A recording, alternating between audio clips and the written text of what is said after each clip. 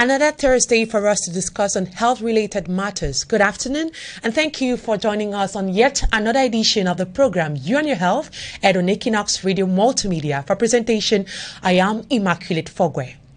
How often do you forget things that happen in your life? Do you always forget where you keep your keys, car documents, or whatever thing which is important to you? How often does it happen? Is it frequent or sometimes? If it's sometimes, then there's no problem. If it's very frequent, then that's where our concern comes in. Today, we'll be looking at dementia and how we can possibly prevent ourselves from suffering from this disease. But that will be done after this short break.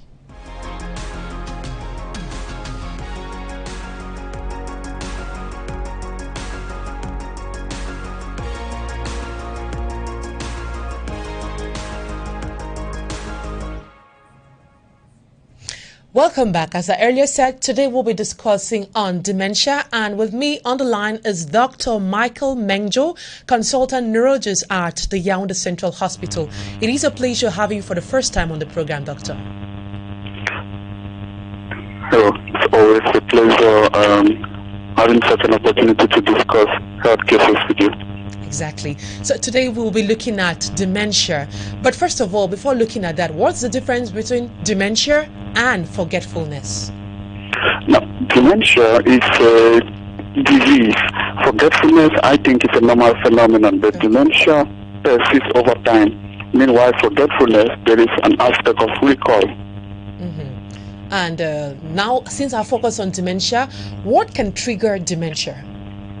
Now, dementia can be triggered by, some underlying conditions, chronic health diseases, and diseases like hypertension and diabetes. But usually, it's a chronic, slowly evolving pathology. So the triggering factors could easily go unnoticed. And can a child suffer from dementia? It's very rare encountering children with dementia. Let us say more forgetfulness. Dementia occurs more with aging. A pathologic forgetfulness is increasing age. Okay. So now, let's say a child who always forgets things, is it normal? In children, forgetfulness could be normal, especially if the learning process or the process of memory consolidation is not well respected.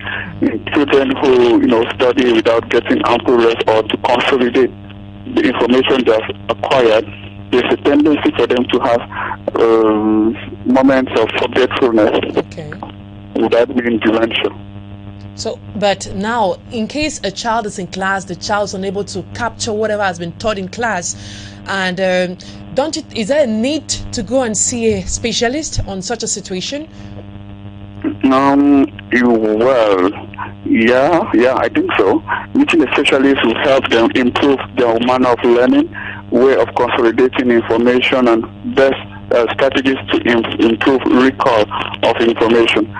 So, but in case of dementia, which is different from that of forgetfulness, it's a chronic thing. It gets worse as time goes on, and there's an implication, like a socioeconomic implication, be it at the level of the patient or even the caregivers as well. Okay, so Dr. Michael, what are the top warning signs or symptoms of dementia? Most often, dementia is somehow, I would say, they're subtle.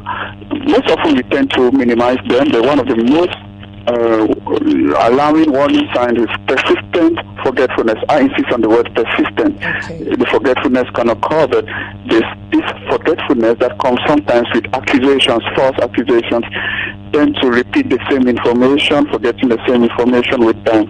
Forgetfulness is one of the main signs. Secondly, there is slow mentation. What do I mean by that? It's this slow ability to interpret information or to reveal information or to react to information. There's a tendency for the person's intellectual ability to gradually drop as time goes on. You talked about dementia being part of the normal aging process. As from what age, or can someone who does not suffer from, let's say, diabetes or hypertension, as you earlier mentioned, still suffer from dementia? Yes, there are some risk factors that have been implicated, such as hypertension and diabetes, which are all chronic diseases. These chronic diseases have an impact, slow, progressive impact on the brain's ability to interpret information. It accelerates aging compared to the normal aging process, and it has been implicated in diabetics and hypertensive. In fact, people suffering from diabetes and hypertension are at higher risk of getting dementia at a younger age than those who are not. So, with the aging process, the brain cells age with increasing age.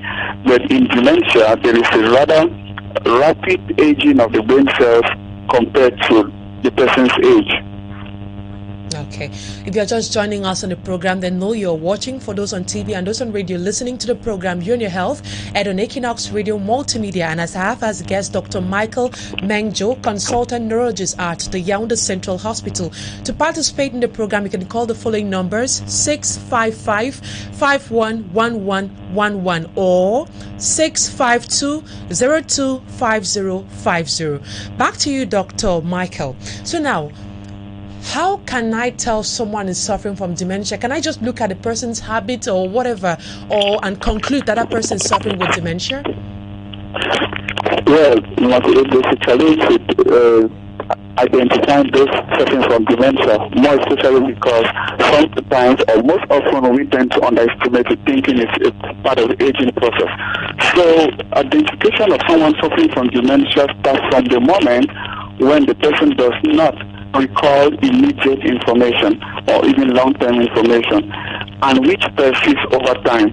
This persistence warrants an immediate consultation with a specialist or someone specialized in neurology who are able to do what they call an intellectual or cognitive assessment.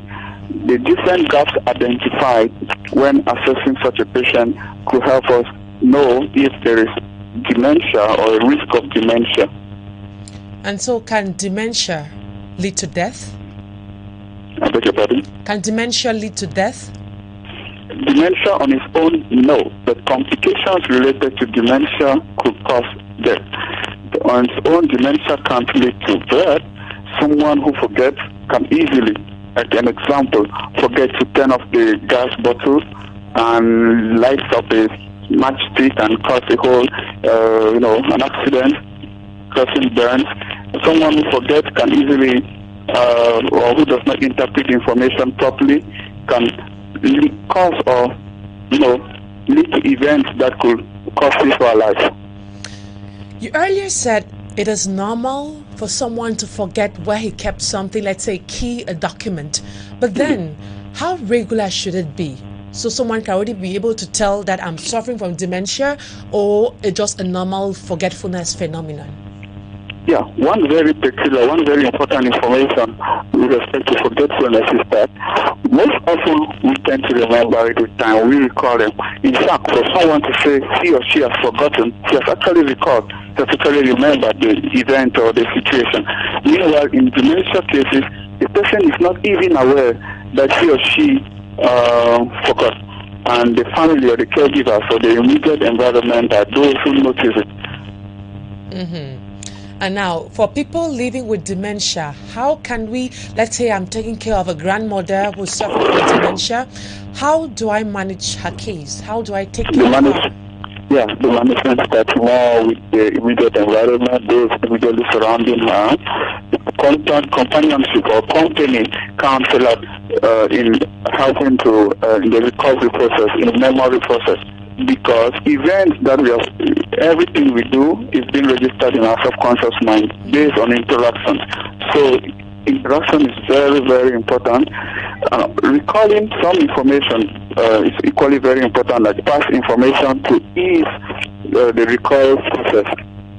More often, we equally recommend caregivers or those around people suffering from dementia to bring up old memories, pictures, videos that could refresh the person's memory.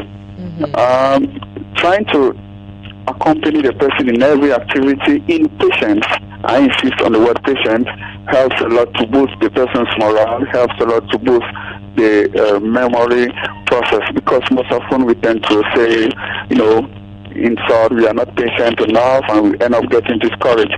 Meanwhile, those suffering from dementia are not fully aware of what is going on. We are the ones who notice the gaps or the different loopholes. So it's important, family, a company, a caregiver, an immediate environment, to accompany he or she and improve the memory process is very important. Okay, you noted that just few kids suffer from dementia. Is there a difference between dyslexic kids and a kid that is suffering from dementia? How different is it? Dyslexia. Dyslexia is an ability to read. It's just an element of the intellectual function. In all, there are close to 10 intellectual functions, and dementia entails at least two intellectual functions or cognitive functions, amongst which memory is involved. So having dyslexia alone does not enter into the criteria of the definition of dementia, and that warrants further assessment. But in someone who has dementia, or for dementia to be given as a diagnosis, it should be one or rather two challenges with respect to cognitive functions, along with we have memory aspect which is affected, and in addition to that, over a period of minimum of 6 months, with a huge or significant impact on the socioeconomic situation of the person and its immediate environment. And now, when it comes to dyslexia, how do you handle such a child that is suffering from dyslexia, facing difficulties to write? Dyslexia people manage easily by orthophonists or speech therapists who go through, these are specialties or specialists that go through several years of training to improve speech in terms of articulation, pronunciation, and coherence, as well as fluency.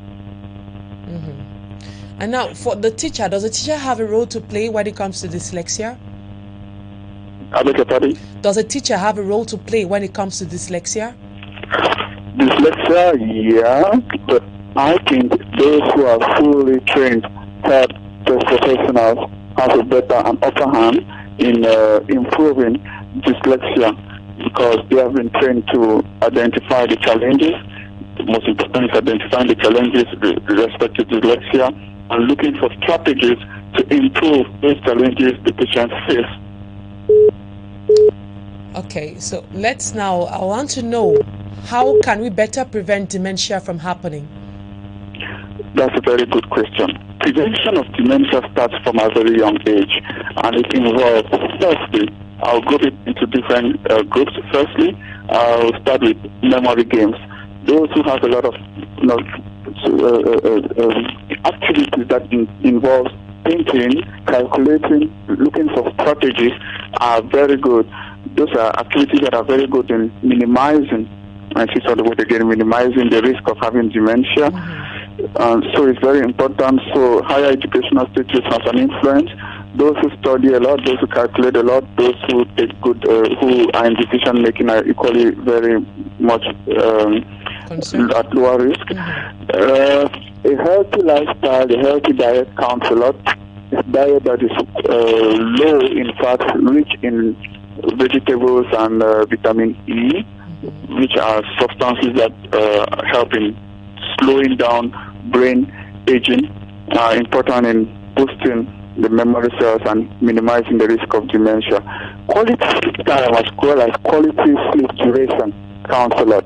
An adult is recommended that an adult should have at least 8 hours of sleep a day. So lack of sleep, poor sleep quality exposes the brain to accelerated aging, and there's a further exposure in the long run to dementia.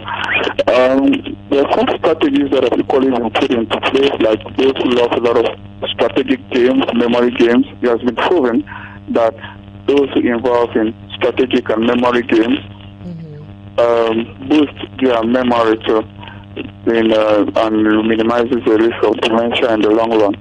The management of risk factors like hypertension, diabetes, obesity equally count.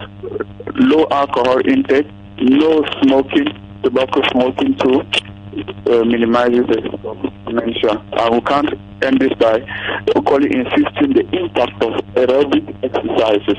Okay. Physical exercises help to minimize the risk of dementia in the long run. So now for, let's say, those who are suffering from dementia and are currently watching the program, what advice do you have for them? Well, I advise all of us and to those our fellow listeners, firstly, have a good sleep. It's very important having a good sleep. Before we continue, how long should one sleep? An ideal is recommended 8 hours of sleep for 24 hours for an adult. Okay. So, scheduling your time to have 8 hours of sleep is very important. Good sleep, as well as a good sleep quality. It's not just about the duration, good sleep quality.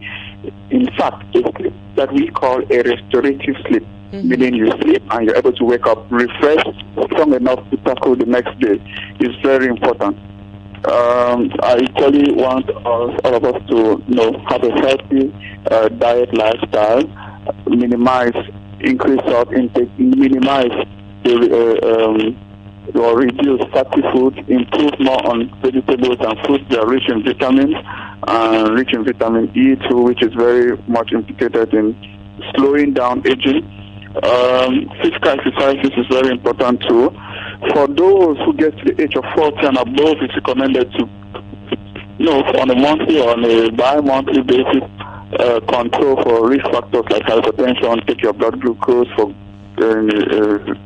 screening, check your blood pressure, and live a healthy diet. Avoid smoking. I think predominantly a good lifestyle, like a healthy lifestyle, reduces the chances of having dementia in the future. Thank you so much for participating in the program, Dr. Michael.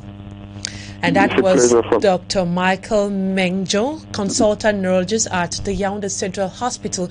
And that's where we end this edition of the program, You and Your Health, aired on Equinoxe Radio Multimedia. Representation, I am Immaculate Fogwe, and I received technical assistance from Raphael Dipanda. Have a lovely day. And remember, your health matters a lot.